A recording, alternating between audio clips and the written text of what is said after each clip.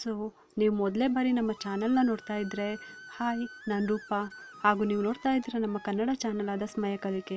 ನೀವಿನ್ನೂ ನಮ್ಮ ಚಾನಲ್ಗೆ ಸಬ್ಸ್ಕ್ರೈಬ್ ಆಗಿಲ್ಲ ಅಂದರೆ ಈ ಕೂಡಲೇ ಸಬ್ಸ್ಕ್ರೈಬ್ ಮಾಡ್ಕೊಳ್ಳಿ. ಹಾಗೆ ಪಕ್ಕದಲ್ಲಿ ಕಾಣುವ ಬೆಲ್ಲೈಕನ್ನು ಪ್ರೆಸ್ ಮಾಡಿ ಆಲ್ ಅಂತ ಟ್ಯಾಪ್ ಮಾಡೋದನ್ನು ಮರಿಬೇಡಿ. ಇವತ್ತಿನ ವಿಡಿಯೋದಲ್ಲಿ ಪದ್ಮಾವತಿ ವ್ರತದ ಬಗ್ಗೆ ತಿಳಿಸ್ಕೊಡ್ತಾ ಇದ್ದೀನಿ. ಇವತ್ತಿಗೆ ಈ ನನ್ನ ಪದ್ಮಾವತಿ ವ್ರತನೂ ಕೂಡ ಸಂಪೂರ್ಣ ಆಯಿತು. ಅಂದರೆ ನಾನು ಕೂಡ ಪದ್ಮಾವತಿ ವ್ರತನ ಮಾಡಿದ್ದೆ. ಇವತ್ತು ಕೊನೆಯ ವಾರದ ಪೂಜೆ. ಸೊ ನಿಮಗೂ ಕೂಡ ಆ ಒಂದು ವ್ರತದ ಬಗ್ಗೆ ತಿಳಿಸ್ಕೊಡ್ತಾ ಇದ್ದೀನಿ. ಅತಿ ಶೀಘ್ರದಲ್ಲಿ ಅಂದರೆ ಬೇಗನೆ ಶೀಘ್ರ ಫಲ ಕೊಡುವ ಪದ್ಮಾವತಿ ವ್ರತ. ಯಾರಿಗೆಲ್ಲ ಏನೇ ತೊಂದರೆ ಸಮಸ್ಯೆಗಳಿದ್ದರೂ, ತುಂಬ ದಿನಗಳಿಂದ ಆ ಕೆಲಸಗಳು ಆಗ್ತಾ ಇಲ್ಲ ಅನ್ನೋ ಥರ ಇದ್ದರೆ, ಹಣಕಾಸಿನ ಸಮಸ್ಯೆ ಇದ್ದರೆ, ಇನ್ನು ಯಾವುದೇ ಸಮಸ್ಯೆ ಇದ್ದರೂ ಕೂಡ ಈ ಒಂದು ವ್ರತನ ಮಾಡೋದ್ರಿಂದ ಬೇಗನೆ ಅಂದರೆ ಶೀಘ್ರವಾಗಿ ಫಲ ಕೊಡುತ್ತೆ. ಬನ್ನಿ ಇವಾಗ ಈ ವ್ರತದ ಬಗ್ಗೆ ಸಂಪೂರ್ಣವಾಗಿ ವಿವರವಾಗಿ ತಿಳಿಸ್ಕೊಡ್ತಾ ಇದ್ದೀನಿ. ಇದರಲ್ಲಿ ಪದ್ಮಾವತಿ ವ್ರತದ ಕೊನೆಯ ವಾರದ ವ್ರತದ ವಿಡಿಯೋನು ಕೂಡ ಇದರಲ್ಲಿ ಶೇರ್ ಮಾಡಿದ್ದೀನಿ. ವಿಡಿಯೋನ ಸ್ಕಿಪ್ ಮಾಡ್ದಂಗೆ ಪೂರ್ತಿಯಾಗಿ ನೋಡಿ. ನಾನು ಮಾಡಿರುವಂಥ ಪದ್ಮಾವತಿ ವ್ರತದ ಬಗ್ಗೆ ತಿಳಿಸ್ಕೊಡ್ತಾ ಇದ್ದೀನಿ.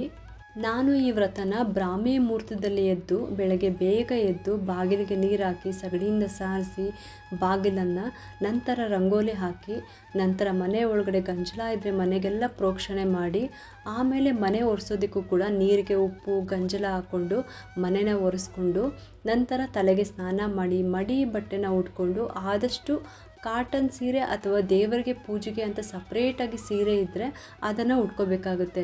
ಇಲ್ಲ ರೇಷ್ಮೆ ಸೀರೆ ಇದ್ದರೂ ಕೂಡ ಉಟ್ಕೊಂಡ್ರೆ ಇನ್ನೂ ಒಳ್ಳೆಯದು. ಅಷ್ಟು ಹೊತ್ತಿಗೆ ಬಾಗಿಲಿಗೆ ನೀರು ಹಾಕಬೇಕು ಅಂದರೆ ಒಬ್ಬೊಬ್ಬರು ಮನೆ ಹತ್ರ ಸೇಫ್ಟಿ ಇರೋದಿಲ್ಲ. ಅದನ್ನು ನೋಡಿಕೊಂಡು ನೀವು ಮಾಡ್ಕೊಳ್ಳಿ. ಇಲ್ಲ ನಮಗೆ ಮನೆ ಹತ್ರ ಹೊರಗಡೆ ಬರೋದಕ್ಕೆ ಸೇಫ್ಟಿ ಇಲ್ಲ ಅನ್ನೋದಿದ್ರೆ ಪರವಾಗಿಲ್ಲ, ನೀವು ಒಳಗಡೆನೇ ಪೂಜೆನ ಮಾಡ್ಕೊಳ್ಳಿ, ಈಚೆಗೆ ಬರೋದಕ್ಕೆ ಹೋಗಬೇಡಿ. ಮಡಿ ಸೀರೆನ ಉಟ್ಟಿ ನೀವು ಕೂಡ ಕೈ ತುಂಬ ಬಳೆನ ಹಾಕ್ಕೊಂಡು, ಹಣೆ ತುಂಬ ಕುಂಕುಮ ಇಟ್ಟು, ಜಡೆ ತುಂಬ ಹೂವನ್ನ ಮುಡಿದು ಅಥವಾ ಒಂದು ಬಿಡಿ ಹೂ ಆದರೂ ಪರವಾಗಿಲ್ಲ ಮುಡ್ಕೊಳ್ಳಿ. ಆದಷ್ಟು ಪೂಜೆಗೆ ವ್ರತಕ್ಕೆ ಅಂತ ನಾವು ಹಣೆಗೆ ಕುಂಕುಮ ಇಟ್ಟರೆ ಒಳ್ಳೆಯದು. ಸ್ಟಿಕ್ಕರ್ಗಳನ್ನು ಯೂಸ್ ಮಾಡೋದಕ್ಕಿಂತ ಕುಂಕುಮ ಇಟ್ಟರೆ ಒಳ್ಳೆಯದು. ನೀವು ಕೂಡ ಕುಂಕುಮ ಅರಿಶಿನ ಇಟ್ಕೊಂಡು ತಲೆಗೆ ಹೂ ಮುಡ್ಕೊಂಡು ಕೈಗೆ ಬಳೆ ಹಾಕ್ಕೊಂಡು, ಆದಷ್ಟು ಕೆಂಪು, ಹಸಿರು, ಹಳದಿ ಈ ಥರ ಗಾಜಿನ ಬಳೆಗಳನ್ನು ಹಾಕ್ಕೊಂಡ್ರೆ ತುಂಬ ಒಳ್ಳೆಯದು. ಆಮೇಲೆ ಕಿವಿಗೆ ಚಿಕ್ಕದೇ ಆದರೂ ಕೂಡ ಚಿನ್ನದ ಓಲೆನ ಹಾಕ್ಕೊಂಡು ಪೂಜೆನ ಮಾಡಿ. ಇನ್ನು ಸೀರೆ ಆದರೂ ಅಷ್ಟೇ ಕೆಂಪು, ಹಸಿರು, ಹಳದಿ ಈ ಥರ ಬಣ್ಣದ್ದು ಸೀರೆ ಉಟ್ರೆ ಒಳ್ಳೆಯದು. ಈ ಪದ್ಮಾವತಿ ವ್ರತನ 11 ಶುಕ್ರವಾರ ಮಾಡಬೇಕಾಗುತ್ತೆ. ಈ ವ್ರತ ಮುಗಿಯೋವರೆಗೂ ನಾನ್ ವೆಜ್ಜನ್ನು ತಿನ್ನಬಾರ್ದು. ಈ ಫೋಟೋ ಬಂದು ನನ್ನ ಕೊನೆಯ ವಾರದ ಅಂದರೆ ಪದ್ಮಾವತಿ ವ್ರತದ 11ನೇ ಶುಕ್ರವಾರದ ಫೋಟೋ. ಪದ್ಮಾವತಿ ವ್ರತ ಮಾಡೋದಕ್ಕೆ ಹಿಂದಿನ ದಿನವೇ ಅಂದರೆ ಗುರುವಾರದ ದಿನ ಕ್ಲೀನ್ ಮಾಡಿ ರೆಡಿ ಮಾಡಿ ಇಟ್ಕೊಳ್ಳಿ ದೇವ್ರ ಮನೆನ. ನಾಳೆಗೆ ಅಂದರೆ ಶುಕ್ರವಾರಕ್ಕೆ ಬೇಕಾಗಿರೋ ವಸ್ತುಗಳನ್ನು ಮೊದಲೇ ತಂದು ಇಟ್ಕೋಬೇಕು. ನಾನು ಮಾಡಿರುವಂಥ ರೀತಿಯಲ್ಲಿ ನಾನು ನಿಮಗೆ ಹೇಳ್ಕೊಡ್ತಾ ಇದ್ದೀನಿ. ಹಿಂದಿನ ದಿನವೇ ಎಲೆ, ಅಡಿಕೆ, ತೆಂಗಿನಕಾಯಿ, ಬಾಳೆಹಣ್ಣು, ತಾಯಿಗೆ ಕೆಂಪು ಹೂಗಳು ಅಥವಾ ತಾವರೆ ಅಥವಾ ಮಲ್ಲಿಗೆ ಹೂ ಅಥವಾ ದಾಸವಾಳ ಈ ರೀತಿಯಲ್ಲಿ ಯಾವುದಾದ್ರೂ ಹೂನ ತಗೊಳ್ಳಿ. ಮತ್ತು ಗೆಜ್ಜೆ ವಸ್ತ್ರ ಬೇಕೇ ಬೇಕು, ಮತ್ತು ಅಕ್ಕಿ ಬೇಕು. ಒಂದು 3 ಅಥವಾ 5 ಜನಕ್ಕೆ ತಾಂಬೂಲಕ್ಕೆ ಎಲೆ, ಅಡಿಕೆ, ಬಾಳೆಹಣ್ಣು ಇಷ್ಟು ಬೇಕು.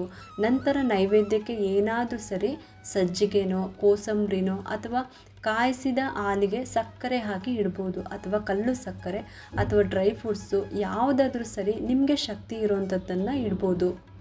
ಇನ್ನು ಶುಕ್ರವಾರದ ಬ್ರಾಹ್ಮಿ ಮುಹೂರ್ತದಲ್ಲಿ ಕಳಶನ ರೆಡಿ ಮಾಡಿಟ್ಕೊಳ್ಳಿ. ಇದು ನನ್ನ ಕೊನೆಯ ವಾರ ಆದ್ದರಿಂದ ನಾನು ಕಳಶಕ್ಕೆ ಬ್ಲೌಸ್ ಪೀಸಿಂದ ಅಲಂಕಾರ ಮಾಡಿದ್ದೀನಿ. ಅಂದರೆ ಹೊಸದಾಗಿ ತಂದಿರುವ ಕೆಂಪು ಕಾಟನ್ ಬ್ಲೌಸ್ನ ತೊಗೊಂಡ್ಬಿಟ್ಟು ನಾನು ಈ ರೀತಿ ದೇವರಿಗೆ ಅಂದರೆ ಕಳಶಕ್ಕೆ ಅಲಂಕಾರ ಮಾಡ್ಕೊಂಡಿದ್ದೀನಿ. ವಾರ ಪೂಜೆಗೆ ಈ ರೀತಿ ಮಾಡ್ಕೋಬೇಕು ಅಂತ ಏನೂ ಇಲ್ಲ, ಬರೀ ಕಳಶ ಇಟ್ಟರು ನಡೆಯುತ್ತೆ. ಒಂದು ತಾಮ್ರದ ಬಿಂದಿಗೆಗೆ ನೀರು ತುಂಬ್ಕೊಂಡ್ಬಿಟ್ಟು ಅದಕ್ಕೆ ಕುಂಕುಮ, ಅರಿಶಿನ, ಹೂವು, ಅಕ್ಷತೆ ಹಾಕಿ ಇಡಿ. ಅದಕ್ಕೆ 5 ವಿಳೆದೆಲೆ ಇಟ್ಟು ತೆಂಗಿನಕಾಯಿಗೆ ಅರಿಶಿನ ಕುಂಕುಮ ಇಟ್ಟು ತಾಮ್ರದ ಬಿಂದಿಗೆಗೆ ಇಡಿ.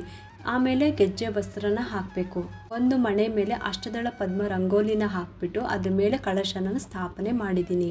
ಪದ್ಮಾವತಿ ಫೋಟೋ ಇಲ್ಲ ಅನ್ನೋರು ಲಕ್ಷ್ಮೀದೇವಿ ಫೋಟೋ ಇದ್ರೂ ನಡೆಯುತ್ತೆ. ನಾನು ಕೂಡ ಲಕ್ಷ್ಮೀದೇವಿ ಫೋಟೋನ ಇಟ್ಕೊಂಡಿರೋದು. ಈ ಕಳಶದ ಹಿಂದೆ ನಾನು ಆ ಫೋಟೋನ ಇಟ್ಕೊಂಡಿದ್ದೀನಿ. ಆ ಫೋಟೋಗೂ ಕೂಡ ಅರಿಶಿನ ಕುಂಕುಮ ಗೆಜ್ಜೆ ವಸ್ತ್ರ ಹಾಕಿ ಇಡಿ. ಒಂದು ತಾಮ್ರದ ತಟ್ಟಿಗೆ ಅಕ್ಕಿನ ಹಾಕಿ, ಅಂದರೆ 1 ಹಿಡಿನ ಅಕ್ಕಿನ ತಗೊಂಡು ನಿಮ್ಮ ಮನಸ್ಸಿನಲ್ಲಿ ಏನು ಕೋರಿಕೆ ಇದೆ ಅಂತ ಹೇಳಿಕೊಂಡು ಅಕ್ಕಿನ ತಟ್ಟೆಗೆ ಹಾಕಬೇಕು. ಅಕ್ಕಿನ ತಟ್ಟೆಗೆ ಹಾಕಿದ್ಮೇಲೆ ಅರಿಶಿಣದಿಂದ ಸ್ವಸ್ತಿಕ್ಕು ಅಥವಾ ಅಷ್ಟದಳ ಪದ್ಮ ರಂಗೋಲಿ, ಶಂಕು, ಚಕ್ರ ಈ ರೀತಿ ಯಾವುದಾದ್ರೂ ಒಂದು ಅರಿಶಿಣದಿಂದ ಅಕ್ಕಿ ಮೇಲೆ ಬರಿಬೇಕು. ರಂಗೋಲಿನ ಅರಿಶಿಣದಿಂದ ಬರ್ಕೊಂಡಿದ್ದಾಗಿದ್ಮೇಲೆ ಲಕ್ಷ್ಮೀ ನಾರಾಯಣರ ವಿಗ್ರಹನ ಇಡಿ. ಲಕ್ಷ್ಮಿ ಜೊತೆಗೆ ನಾರಾಯಣರ ವಿಗ್ರಹನ ಇಡಬೇಕು. ಏಕೆಂದರೆ ದಂಪತಿ ಸಮೇತ ಇದ್ರೇ ವ್ರತಕ್ಕೆ ಒಳ್ಳೆಯದು, ಶುಭ ಕೂಡ. ಆಮೇಲೆ ಅಲ್ಲಿಗೂ ಕೂಡ ಗೆಜ್ಜೆ ವಸ್ತ್ರನ ಹಾಕಿ ಹೂಗಳಿಂದ ಅಲಂಕಾರ ಮಾಡಿ. ಲಕ್ಷ್ಮೀ ನಾರಾಯಣರ ವಿಗ್ರಹದ ಮುಂದೆ ನಾನು ಗಣಪತಿ ವಿಗ್ರಹವನ್ನು ಇಟ್ಕೊಂಡಿದ್ದೀನಿ, ಬೆಳ್ಳಿದು. ನಿಮ್ಮ ಹತ್ರ ಯಾವುದು ವಿಗ್ರಹ ಇದೆ ಗಣಪತಿದು ಅದನ್ನೇ ಇಟ್ಕೋಬಹುದು. ಜೊತೆಗೆ ನಾನು ಆಂಜನೇಯನ ವಿಗ್ರಹವನ್ನು ಕೂಡ ಇಟ್ಕೊಂಡಿದ್ದೀನಿ. ದಂಪತಿ ಸಮೇತ ಲಕ್ಷ್ಮೀ ನಾರಾಯಣರನ್ನ ಸ್ಥಾಪನೆ ಮಾಡಿದ್ಮೇಲೆ ಅಲ್ಲಿಗೂ ಕೂಡ ಹೂಗಳಿಂದ ಅಲಂಕಾರ ಮಾಡಿ. ನಂತರ 2 ತುಪ್ಪದ ದೀಪನ ಇಡಬೇಕು. ನಂತರ ಎಲೆ, ಅಡಿಕೆ, ಬಾಳೆಹಣ್ಣು ಇಡಿ. ನೈವೇದ್ಯಕ್ಕೆ ಇನ್ನು ಏನು ಇರುತ್ತೋ ಅದನ್ನು ಇಡ್ಬೋದು. ಸಜ್ಜಿಗೆ, ಕೋಸಂಬರಿ ಮತ್ತು ಕಲ್ಲು ಸಕ್ಕರೆ, ಡ್ರೈ ಫ್ರೂಟ್ಸು ಇನ್ನು ಯಾವುದಾದ್ರೂ ಸರಿ ನಿಮಗೆ ಕೈಲಾಗಿದ್ದು ನೀವು ಮಾಡಿ ಇಡ್ಬೋದು. ಇಲ್ಲ ನಮ್ಮ ಹತ್ರ ನೈವೇದ್ಯಕ್ಕೆ ಮಾಡೋದಕ್ಕೆ ಏನೂ ಶಕ್ತಿ ಇಲ್ಲ, ಮಾಡೋದಕ್ಕೆ ಆಗಲ್ಲ ಅನ್ನೋರು ಬರೀ ಎಲೆ, ಅಡಿಕೆ, ಬಾಳೆಹಣ್ಣಿಟ್ಟರೂ ಸಹ ನಡೆಯುತ್ತೆ. ಇದಾದಮೇಲೆ ನಂತರ 2 ತುಪ್ಪದ ಆರತಿ ಮಾಡೋದಕ್ಕೆ ಬತ್ತಿನ ರೆಡಿ ಮಾಡಿ ಇಟ್ಕೊಳ್ಳಿ. ಇದಿಷ್ಟು ಸಿದ್ಧತೆಗಳು. ಇವಾಗ ಎಲ್ಲ ದೇವರಿಗೂ ಹೂಗಳನ್ನು ಇಟ್ಟು ಅಲಂಕಾರ ಮಾಡಿ. ನಾನಿಲ್ಲಿ ಪದ್ಮಾವತಿ ವ್ರತಕ್ಕೆ ಅಮ್ಮನಿಗೆ ಇಷ್ಟವಾದಂಥ ಮಲ್ಲಿಗೆ ಹೂವು ಮತ್ತು ಕೆಂಪು ರೋಸ್ಗಳು ಮತ್ತು ದಾಸವಾಳ, ತುಳಸಿ, ಬಿಲ್ಪತ್ರೆ, ಸೇವಂತಿಗೆ ಇಷ್ಟು ನಾನು ಅಮ್ಮನಿಗೆ ಅರ್ಪಿಸಿದ ಹೂಗಳು. ದೇವರಿಗೆ ಅಂದರೆ ಎಲ್ಲ ದೇವರಿಗೂ ಹೂಗಳನ್ನು ಇಟ್ಟು ಅಲಂಕಾರ ಆದಮೇಲೆ ಹೊಸ್ತಿಲಿಗೆ ಬಂದು ಹೊಸ್ತಿಲಿಗೂ ಕೂಡ ಅರಿಶಿನ ಹಚ್ಚಿ ನಂತರ ರಂಗೋಲಿ ಹಾಕಿ ಅರಿಶಿನ ಕುಂಕುಮ ಇಟ್ಟು ಹೂಗಳಿಡಿ. ನಂತರ ತುಳಸಿ ಗಿಡಕ್ಕೂ ಕೂಡ ಅರಿಶಿನ ಕುಂಕುಮ ಹೂ ಇಟ್ಟು ಗೆಜ್ಜೆ ವಸ್ತ್ರನ ಹಾಕಿ ಹೊಸ್ತಿಲಿಗೂ 2 ಮಣ್ಣಿನ ದೀಪನ ಹಚ್ಚಬೇಕು. ನಂತರ ತುಳಸಿ ಗಿಡದ ಮುಂದೆ 1 ಮಣ್ಣಿನ ದೀಪನ ಹಚ್ಚಬೇಕು. ನಾನು ಆಗಲೇ ಹೇಳ್ದಂಗೆ ನಿಮ್ಮ ಸೇಫ್ಟಿ ನೋಡಿಕೊಂಡು ನೀವು ಹೊಸ್ತಿಲಿಗೆ ಪೂಜೆನ ಮಾಡ್ಕೊಳ್ಳಿ. ಯಾಕೆಂದರೆ ಅಷ್ಟು ಬೇಗ ನಾವು ಮಾಡ್ಕೋಬೇಕಾಗುತ್ತೆ ಪೂಜೆನ. ಇಲ್ಲ ನಮಗೆ ಸೇಫ್ಟಿ ಇಲ್ಲ ಅನ್ನೋದಿದ್ದರೆ ನೀವು ಒಳಗಡೆನೇ ಪೂಜೆ ಮಾಡ್ಕೊಳ್ಳಿ, ಹೊರಗಡೆ ಬರೋದಕ್ಕೆ ಹೋಗಬೇಡಿ. ಹೊಸ್ತಿಲಿಗೆ ರಂಗೋಲಿ ಹಾಕಿ ಅರಿಶಿನ ಕುಂಕುಮ ಹೂ ಇಟ್ಟು 2 ಮಣ್ಣಿನ ದೀಪನ ಹಚ್ಚಿ ನಂತರ ನೀವು ಮನೆ ಒಳಗಡೆ ಬಂದು ದೀಪನ ಹಚ್ಚಬೇಕಾಗುತ್ತೆ. ಊದ್ಗಡ್ಡಿಯಿಂದ ಮೊದಲು ಊದ್ಗಡ್ಡಿಗೆ ಅರಿಶಿನ ಕುಂಕುಮ ಹೂ ಇಟ್ಕೊಂಡು ಬೆಂಕಿ ಪುಟ್ಟಣದಿಂದ ಊದ್ಗಡ್ಡಿನ ಹಚ್ಕೊಂಡು ನಂತರ ತುಪ್ಪದ ದೀಪನ ಹಚ್ಕೊಳ್ಳಿ. ನಂತರ ದೇವರಿಗೆಲ್ಲ ಬೆಳಗಿ ಆಮೇಲೆ ಬೇರೆ ಊದ್ಗಡ್ಡಿಯಿಂದ ಹೊಸ್ತಿಲಿಗೆ ತುಳಸಿ ಗಿಡಕ್ಕೂ ಬೆಳಗಬೇಕು. ನೀವು ಮನೆ ಒಳಗಡೆ ಪೂಜೆ ಮಾಡಿದಂಥ ಊದ್ಗಡ್ಡಿನ ಮನೆ ಒಳಗಡೆ ದೇವರ ಮನೆಯಲ್ಲೇ ಇಡಬೇಕು. ಹೊಸ್ತಿಲಿಗೆ ಅಂದರೆ ಬೇರೆ 2 ಊದ್ಗಡ್ಡಿನ ಸಪ್ರೇಟಾಗಿ ತೊಗೊಂಡು ಹೊಸ್ತಿಲಿಗೆ ಮತ್ತು ತುಳಸಿ ಗಿಡಕ್ಕೆ ಪೂಜೆನ ಮಾಡ್ಕೊಂಬಿಟ್ಟು ನೀವು ಹೊರಗಡೆನೇ ಇಡಬೇಕು. ಮನೆ ಒಳಗಡೆ ಹಚ್ಚಿರೋ ಊದ್ಗಡ್ಡಿ ಮನೆ ಒಳಗಡೆ ದೇವರ ಮನೆಯಲ್ಲೇ ಇರಬೇಕು. ಹಾಗೆ ಹೊಸ್ತಿಲಿಗೆ ಹಚ್ಚಿರೋ ಊದ್ಗಡ್ಡಿ ಯಾವಾಗಲೂ ಹೊಸ್ತಿಲ ಹತ್ತಿರನೇ ಇರಬೇಕು. 2 ಊದ್ಗಡ್ಡಿ ಸಪ್ರೇಟಾಗಿ ಊದ್ಗಡ್ಡಿನ ಹಚ್ಚಿ ಬೆಳಗಬೇಕು. ಇದು ನೆನಪಿರಲಿ. ಹೊಸ್ತಿಲಿಗೆ ಪೂಜೆನ ಮಾಡ್ಕೊಂಬಿಟ್ಟು ಕರ್ಪೂರದ ಆರತಿ ಮಾಡಿಬಿಟ್ಟು ನಮಸ್ಕಾರ ಮಾಡ್ಕೊಂಬಿಟ್ಟು ಮನಸ್ಸಲ್ಲಿ ಏನಿದೆ ಆ ಪ್ರಾರ್ಥನೆ ಮಾಡಿಕೊಂಡು ನಂತರ ಇವಾಗ ಮನೆ ಒಳಗಡೆ ಪೂಜೆನ ಮಾಡ್ಕೊತಾ ಇದ್ದೀನಿ. ಊದ್ಗಡ್ಡಿಯಿಂದ ತುಪ್ಪದ ದೀಪನ ಹಚ್ಕೊಂಡ್ಬಿಟ್ಟು ಇವಾಗ ಗಣಪತಿ ಪ್ರಾರ್ಥನೆ ಮಾಡ್ಕೊಳ್ಳೋಣ. ಗಣಪತಿಗೆ ಪ್ರಾರ್ಥನೆ ಮಾಡ್ಕೊಂಬಿಟ್ಟು ಕೈಯಲ್ಲಿ ಹೂ ಅಕ್ಷತೆನ ಇಟ್ಕೊಂಡ್ಬಿಟ್ಟು ನಿಮ್ಮ ಮನಸ್ಸಿನಲ್ಲಿ ಏನಿದೆ ಆ ಕೋರಿಕೆನ ಹೇಳ್ಕೊಂಡು ಆ ಹೂ ಮತ್ತು ಅಕ್ಷತೆನ ನೀವು ಗಣಪತಿ ವಿಗ್ರಹದ ಮುಂದೆ ಅಥವಾ ಲಕ್ಷ್ಮೀದೇವಿ ವಿಗ್ರಹದ ಮುಂದೆ ಅಥವಾ ಲಕ್ಷ್ಮೀದೇವಿ ಫೋಟೋದ ಮುಂದೆ ಇಲ್ಲಾಂದರೆ ಕಳಶದ ಮುಂದೆ ಆದರೂ ಸರಿ ಎಲ್ಲಾದರೂ ಸರಿ ನೀವು ಅದ್ರ ಮುಂದೆ ಹಾಕಬೇಕು. ಗಣಪತಿ ಪ್ರಾರ್ಥನೆ ಮಾಡ್ಕೊಂಡಾದ್ಮೇಲೆ ಲಕ್ಷ್ಮಿ ಅಷ್ಟೋತ್ತರನ ಹೇಳ್ಕೋಬೇಕು. ಇದಾದ ನಂತರ ಪದ್ಮಾವತಿ ಅಷ್ಟೋತ್ತರನ ಹೇಳ್ಕೋಬೇಕು. ಈ ಅಷ್ಟೋತ್ತರನ ಕುಂಕುಮದಿಂದ ಅಥವಾ ಹೂವಿನಿಂದ ಅರ್ಚನೆ ಮಾಡ್ಕೋಬೋದು. ನೀವು ಹೂವಿನಿಂದ ಅರ್ಚನೆ ಮಾಡ್ಕೊತೀರಾ ಅಂದರೆ ಮೊದಲೇ ಬಿಡಿ ಹೂಗಳನ್ನ ರೆಡಿ ಮಾಡಿ ಇಟ್ಕೋಬೇಕು. ಇಲ್ಲ ನೀವು ಕುಂಕುಮದಿಂದ ಅರ್ಚನೆ ಮಾಡ್ಕೊತೀರಾ ಅಂದರೆ 1 ವೀಳ್ಯದೆಲೆ ತೊಗೊಳ್ಳಿ. ಆ ಎಲೆಗೆ 3 ಸಾಲಿ ಅರಿಶಿಣದಿಂದ ಪದ್ಮಾವತಿ ಅಷ್ಟೋತ್ತರನ ಹೇಳಿಬಿಟ್ಟು ನಂತರ ಕುಂಕುಮದಿಂದ ಪೂರ್ತಿ ಪದ್ಮಾವತಿ ಅಷ್ಟೋತ್ತರನ ಅರ್ಚನೆ ಮಾಡ್ಕೋಬೇಕು. ಇಲ್ಲ ನಾವು ಬಿಡಿ ಹೂವಿನಿಂದನೇ ಅರ್ಚನೆ ಮಾಡ್ತೀರಾ ಅಂದರೆ ಬಿಡಿ ಹೂನ ರೆಡಿ ಮಾಡಿಟ್ಕೊಂಡು ಒಂದೊಂದೇ ನಾಮವನ್ನು ಹೇಳ್ತಾ ತಾಯಿಯ ಫೋಟೋಕ್ಕೆ ಅಥವಾ ವಿಗ್ರಹಕ್ಕೆ ಅಥವಾ ಕಳಶದ ಮುಂದೆ ಅಥವಾ ಗಣಪತಿಯ ವಿಗ್ರಹದ ಮುಂದೆ ಹಾಕಬೇಕು. ಪದ್ಮಾವತಿ ಅಷ್ಟೋತ್ತರನ ಆಲ್ರೆಡಿ ನಮ್ಮ ಚಾನಲಲ್ಲಿ ಅಪ್ಲೋಡ್ ಮಾಡಿದ್ದೀನಿ. ಆ ಲಿಂಕ್ನ ಡಿಸ್ಕ್ರಿಪ್ಷನ್ ಬಾಕ್ಸ್ನಲ್ಲಿ ಕೊಟ್ಟಿರ್ತೀನಿ, ಒಂದ್ಸಲಿ ಚೆಕ್ ಮಾಡಿ ನೋಡಿ. ಪದ್ಮಾವತಿ ಅಷ್ಟೋತ್ತರನ ಹೇಳಿದ ಮೇಲೆ ಕನಕದಾರ ಸ್ತೋತ್ರನ ತಪ್ಪದೇ ಹೇಳ್ಕೋಬೇಕು. ಇದರಿಂದನೇ ಬೇಗನೆ ಹಣದ ಸಮಸ್ಯೆ ನಿವಾರಣೆ ಆಗುತ್ತೆ.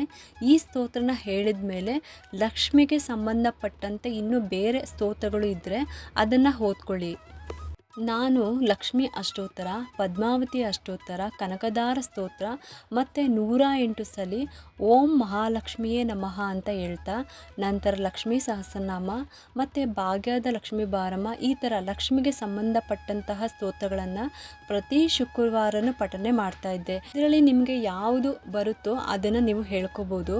ಇಲ್ಲ ನೀವು ಬರೀ ಲಕ್ಷ್ಮಿ ಅಷ್ಟೋತ್ತರ ಮತ್ತು ಪದ್ಮಾವತಿ ಅಷ್ಟೋತ್ತರ ಮತ್ತು ಕನಕದಾರ ಸ್ತೋತ್ರನ ಹೇಳ್ಕೊಂಡ್ರೂ ನಡೆಯುತ್ತೆ. ಇದಿಷ್ಟೇ ಸಾಕು. ಜೊತೆಗೆ ನಾರಾಯಣರನ್ನು ಸ್ಮರಣೆ ಮಾಡೋದಂತೂ ಮರಿಬಾರ್ದು. ಓಂ ನಮೋ ಭಗವತೆ ವಾಸುದೇವಾಯ ಅಂತ ಹೇಳಿ ಆ ಶ್ರೀನಿವಾಸನನ್ನು ನೆನೆಸ್ಕೊಂಡು ಸ್ಮರಣೆ ಮಾಡಬೇಕು. ನೀವೆಷ್ಟು ಶ್ರೀನಿವಾಸರನ್ನ ನೆನೆಸ್ಕೊಂತೀರೋ ಅಷ್ಟೇ ಬೇಗ ಪದ್ಮಾವತಿ ಪ್ರಸನ್ನಳಾಗ್ತಾರೆ. ಎಲ್ಲ ಸ್ತೋತ್ರಗಳನ್ನು ಪಠನೆ ಮಾಡಿದ ಮೇಲೆ ನೀವು ತುಪ್ಪದ ಆರತಿನ ಮಾಡ್ಕೊಳ್ಳಿ. ಮತ್ತು ಎಲ್ಲ ನೈವೇದ್ಯಕ್ಕೂ ತುಳಸಿ ದಳನ ಇಟ್ಟಿರಬೇಕು. ಆ ನಂತರ ನೀರಿನಿಂದ ಪ್ರೋಕ್ಷಣೆ ಮಾಡಿ, ಅಂದರೆ ಒಂದು ಹೂನ ತಗೊಂಡು ನೀರಿನಲ್ಲಿ ಅದ್ದಿ ನೈವೇದ್ಯಕ್ಕೆ 3 ಬಾರಿ ಪ್ರೋಕ್ಷಣೆ ಮಾಡಿಬಿಟ್ಟು ವಿಗ್ರಹದ ಮುಂದೆ ಹಾಕಿ. ನಾನಿಲ್ಲಿ ಕೊನೆಯ ವಾರ ಅಂದರೆ 11ನೇ ವಾರದ ಪದ್ಮಾವತಿ ವ್ರತ ಆದ್ದರಿಂದ ನಾನು ಲಕ್ಷ್ಮಿಯ ಮುಖವಾಡ ಇಟ್ಬಿಟ್ಟು ನಾನು ಪೂಜೆನ ಮಾಡ್ಕೊಂಡಿದ್ದೀನಿ. ಪ್ರತಿ ವಾರನೂ ಲಕ್ಷ್ಮಿ ಮುಖವಾಡ ಇಟ್ಬಿಟ್ಟು ಪೂಜೆ ಮಾಡಬೇಕು ಅಂತ ಏನೂ ಇಲ್ಲ. ನೀವು ಬರೀ ತೆಂಗಿನಕಾಯಿನ ಕಲಶದಲ್ಲಿ ಇಟ್ಬಿಟ್ಟು ನೀವು ಪೂಜೆನ ಮಾಡ್ಕೋಬೋದು. ಇದು ನಾನು ದೇವರ ಮನೆಯಲ್ಲಿ ಇಟ್ಟು ಪೂಜೆ ಮಾಡಿಲ್ಲ, ನಾನು ಹಾಲ್ನಲ್ಲಿ ಇಟ್ಬಿಟ್ಟು ಪೂಜೆ ಮಾಡ್ಕೊಂಡಿರೋದು. ಪ್ರತಿ ವಾರನೂ ದೇವರ ಮನೆಯಲ್ಲೇ ಪೂಜೆ ಮಾಡ್ಕೊಂಡಿರೋದು. ಆದರೆ ಕೊನೆಯ ವಾರ ಆದ್ದರಿಂದ ನಾನು ಈ ರೀತಿ ಹಾಲ್ನಲ್ಲಿ ಪೂಜೆ ಮಾಡಿಟ್ಕೊಂಡಿದ್ದೀನಿ. ತುಪ್ಪದ ಆರತಿ ಮಾಡ್ಕೊಂಡಿದ್ದಾದಮೇಲೆ ನೈವೇದ್ಯಕ್ಕೆ ತುಳಸಿ ನೀರಿನಿಂದ ಪ್ರೋಕ್ಷಣೆ ಮಾಡ್ಕೊಂಬಿಟ್ಟು ಆ ನೀರನ್ನು ನೈವೇದ್ಯಕ್ಕೆ 3 ಬಾರಿ ಪ್ರೋಕ್ಷಣೆ ಮಾಡಿ ನಂತರ ವಿಗ್ರಹಕ್ಕೆ ಹಾಕಿಬಿಟ್ಟು ನೈವೇದ್ಯಂ ಸಮರ್ಪಯಾಮಿ ಅಂತ ಹೇಳ್ಕೊಳ್ಳಿ. ಕೊನೆಗೆ ಕರ್ಪೂರ ಬೆಳಗಿ ಇದಕ್ಕೂ ಕೂಡ ಹೂವಿನಿಂದ ನೀರಿನಲ್ಲಿ ಅದ್ದಿ 3 ಬಾರಿ ಪ್ರೋಕ್ಷಣೆ ಮಾಡಿಕೊಂಡು ಆ ತಾಯಿಯ ವಿಗ್ರಹದ ಮುಂದೆ ಹಾಕಿ. ಆವಾಗ ಕರ್ಪೂರ ನೀರಾಂಜನಂ ಸಮರ್ಪಯಾಮಿ ಅಂತ ಹೇಳ್ಕೊಳ್ಳಿ. ಇದಾದ ನಂತರ ತೆಂಗಿನಕಾಯಿನ ದೇವರಿಗೆ ತೋರಿಸ್ಬಿಟ್ಟು ಪ್ರಾರ್ಥನೆ ಮಾಡಿಕೊಂಡು ತೆಂಗಿನಕಾಯಿನ ಒಡೆದುಬಿಟ್ಟು ದೇವರ ಮುಂದೆ ಇಡಿ. ಇದಾದಮೇಲೆ ಧೂಪ ಹಾಕಿ ಇದೆಲ್ಲ ಆದಮೇಲೆ ಅರ್ಚನೆ ಮಾಡಿರುವ ಕುಂಕುಮನ ಸ್ವಲ್ಪ ಹಣೆಗೆ ಇಟ್ಕೊಳ್ಳಿ ನೀವು. ನಂತರ ದೇವರಿಗೆ ಅರ್ಚನೆ ಮಾಡಿರುವಂಥ ಹೂ ಇದ್ದರೆ ಅಥವಾ ಬೇರೆ ಹೂ ಇದ್ರೂ ಒಂದು ಹೂನ ನೀವು ತಗೊಂಡು ಜಡೆಗೆ ಇಟ್ಕೊಳ್ಳಿ, ದೇವರ ಪ್ರಸಾದ ಅಂತ. ಇದಿಷ್ಟು ಆದಮೇಲೆ 3 ಪ್ರದಕ್ಷಿಣೆ ಹಾಕಿ ನೀವು ನಿಂತಿರುವ ಜಾಗದಲ್ಲೇ ನಂತರ 1 ನಿಮಿಷ ಕೂತ್ಕೊಳ್ಳಿ. ಅದಾದಮೇಲೆ ನೀವು ಅರಿಶಿನ, ಕುಂಕುಮ, ಬಾಳೆಹಣ್ಣು ಇದನ್ನು ತೊಗೊಂಡೋಗಬೇಕು ಹಸುವಿಗೆ ಅರಿಶಿನ ಕುಂಕುಮ ಇಟ್ಟು ಮುಖಕ್ಕೆ ಮತ್ತು ಬಾಲಕ್ಕೆ ಎರಡೂ ಕಡೆ ಇಟ್ಟು ಆ ಬಾಳೆಹಣ್ಣನ್ನು ಹಸುಗೆ ತಿನ್ನಿಸ್ಬೇಕು. ನಂತರ ಬಾಲಕ್ಕೆ ಕೈ ಮುಗಿದು ನಮಸ್ಕಾರ ಮಾಡಿಕೊಂಡು ಬರಬೇಕು. ನಿಮಗೆ ಹಸು ಮುಖಕ್ಕೆ ಅರಿಶಿನ ಕುಂಕುಮ ಇಡೋಕ್ಕೆ ಆದರೆ ಇಡಿ, ಇಲ್ಲ ಅಂದರೆ ಬೇಡ, ಬರೀ ಬಾಲಕ್ಕೆ ಇಟ್ಟರು ನಡೆಯುತ್ತೆ. ನಂತರ ನಮಸ್ಕಾರ ಮಾಡಿಕೊಂಡು ಬಾಲಕ್ಕೆ ಬರೋದನ್ನು ಮರಿಲೇಬೇಡಿ. ನಿಮ್ಮ ಮನೆ ಹತ್ರ ಹಸು ಸಿಕ್ಕಿದ್ರೆ ಈ ರೀತಿ ಮಾಡ್ಕೊಳ್ಳಿ, ಇಲ್ಲ ಅಂದರೆ ಪರವಾಗಿಲ್ಲ. ಅಕಸ್ಮಾತ್ ನೀವು ರೋಡಲ್ಲಿ ಏನಾದರೂ ಹಸು ಸಿಕ್ಕಿದ್ರೂ ಕೂಡ ಆಮೇಲೆ ನೀವು ಹೋಗಿ ಮಾಡಿಕೊಂಡು ಬರ್ಬೋದು. ಹಸು ಮುಖಕ್ಕೆ ಅರಿಶಿನ ಕುಂಕುಮ ನಿಮಗೆ ಆದರೆ ಇಡಿ, ಇಲ್ಲ ಅಂದರೆ ಬೇಡ. ಬರೀ ಬಾಲಕ್ಕೆ ಅರಿಶಿನ ಕುಂಕುಮ ಇಟ್ಬಿಟ್ಟು ನೀವು ನಮಸ್ಕಾರ ಮಾಡ್ಕೊಂಬಿಟ್ಟು ಬಾಳೆಹಣ್ಣನ್ನ ತಿನ್ನಿಸ್ಬಿಟ್ಟು ಬರ್ಬೋದು, ಏನೂ ತೊಂದರೆ ಇಲ್ಲ. ಇದನ್ನು ನಾನು ಯಾಕೆ ಹೇಳ್ತಾ ಇದ್ದೀನಿ ಅಂದರೆ, ಮುಕ್ಕೋಟಿ ದೇವತೆಗಳು ಹಸುವಿನಲ್ಲಿ ಇರ್ತಾರೆ ಅಂತ ನಮ್ಮೆಲ್ಲರಿಗೂ ಗೊತ್ತಿದೆ. ಆ ಒಂದು ಬ್ರಾಹ್ಮಿ ಮುಹೂರ್ತದಲ್ಲಿ ನಾವು ಹಸುವಿಗೆ ಈ ರೀತಿ ಪೂಜೆ ಮಾಡಿ ಬಾಳೆಹಣ್ಣನ್ನು ತಿನ್ನಿಸ್ಬಿಟ್ಟು ಬಾಲಕ್ಕೆ ನಮಸ್ಕಾರ ಮಾಡ್ಕೊಂಡು ಬರೋದ್ರಿಂದ ಮುಕ್ಕೋಟಿ ದೇವತೆಗಳ ಆಶೀರ್ವಾದ ಆ ಒಂದು ಬ್ರಾಹ್ಮಿ ಮುಹೂರ್ತದಲ್ಲಿ ನಾವು ಈ ಸೇವೆ ಹಸುಗೆ ಮಾಡೋದ್ರಿಂದ ಆ ಮುಕ್ಕೋಟಿ ದೇವತೆಗಳ ಆಶೀರ್ವಾದ ನಮಗೆ ಮತ್ತು ನಮ್ಮ ಪರಿವಾರಕ್ಕೆ ಸಿಗುತ್ತೆ. ನಿಮ್ಮ ಮನೆ ಹತ್ರ ಹಸು ಸಿಕ್ಕಿದ್ರೆ ಮಾಡ್ಕೊಳ್ಳಿ, ಇಲ್ಲಾಂದರೆ ಏನೂ ಮಾಡೋದಕ್ಕೆ ಆಗಲ್ಲ. ಇಷ್ಟು ಕೂಡ ಪೂಜೆ ಮಾಡಿದಂಥ ವಿಧಾನ. ಇನ್ನೂ ನಿಮಗೆ ಸಮಯ ಇದೆ ಅಂದಾಗ ವೆಂಕಟೇಶ್ವರ ದೇವಸ್ಥಾನಕ್ಕೆ ಅಥವಾ ಲಕ್ಷ್ಮೀ ದೇವಸ್ಥಾನಕ್ಕೆ ಅಥವಾ ರಾಮನ ದೇವಸ್ಥಾನಕ್ಕೆ ಏನಾದರೂ ನಿಮ್ಮ ಮನೆ ಹತ್ತಿರ ಇದ್ದರೆ ಹೋಗಿಬಿಟ್ಟು ಬನ್ನಿ, ದರ್ಶನ ಮಾಡ್ಕೊಂಡು ಬನ್ನಿ. ಇದಿಷ್ಟು ಪೂಜೆಯ ಸಂಪೂರ್ಣ ವಿವರಗಳು. ಇದೆಲ್ಲ ಆದ ನಂತರ ಒಂದು 3 ಜನ ಅಥವಾ 5 ಜನಕ್ಕೆ ಎಲೆ, ಅಡಿಕೆ, ಬಾಳೆಹಣ್ಣು ಕೊಟ್ಬಿಟ್ಟು ಅವರ ಆಶೀರ್ವಾದ ಪಡೆಯಿರಿ. ಪ್ರತಿ ಶುಕ್ರವಾರನೂ ಕೂಡ ಒಂದು 3 ಜನಕ್ಕೆ ಆಗಲಿ ಒಂದು 5 ಜನಕ್ಕೆ ಆಗಲಿ ಎಲೆ, ಅಡಿಕೆ, ಬಾಳೆಹಣ್ಣು ಕೊಟ್ಬಿಟ್ಟು ಅವರ ಆಶೀರ್ವಾದ ಪಡೆದ್ರೆ ತುಂಬಾ ಒಳ್ಳೆಯದು. ನಾನು ಮಾಡಿರುವಂಥ ಪದ್ಮಾವತಿ ಅಮ್ಮನವರ ಪ್ರತಿ ಶುಕ್ರವಾರದ ಪೂಜೆಯ ಕೊನೆಯ ವಾರ ಅಂದರೆ ಈ ವ್ರತನ 11 ಶುಕ್ರವಾರ ಮಾಡಬೇಕು. ನಂದು ಕೂಡ 11ನೇ ವಾರದ ಪೂಜೆ ಕೊನೆಯ ವಾರ ಈ ರೀತಿ ನಾನು ಪೂಜೆ ಮಾಡ್ಕೊಂಡಿರೋದು.